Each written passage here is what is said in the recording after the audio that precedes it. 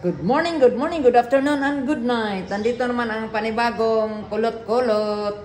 Gawin ko nga spiral, ipaikot ko muna ang buhok ni kabayan. Paikot kasi spiral siya. Ganon.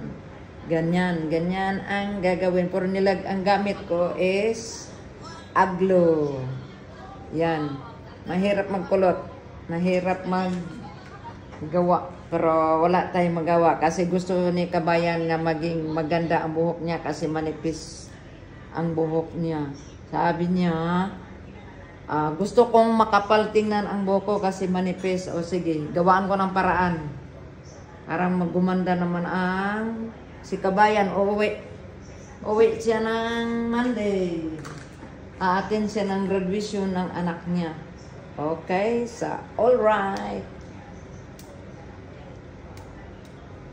Yun, no? Tapos, ito yung gamit ko sa kulot. Pagoda. Pagoda ni Inday. O yeah, aywa. Okay? So, alright ulit. Tapos,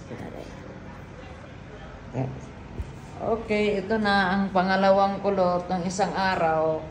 Kulot. Ito, spiral. Ginawa ko siyang spiral. Okay.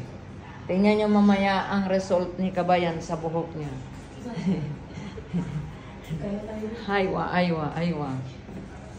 Hello kabayan, ano maramdaman mo sa pagkulot ko sa buhok mo? Ha? Masakit. Masakit o masarap? Masarap mamaya. Masaya mamaya, hindi masarap. Oh, magtiis ka. Walang tiis, hindi gaganda. Oo nga, tiis ganda lang tayo. Okay.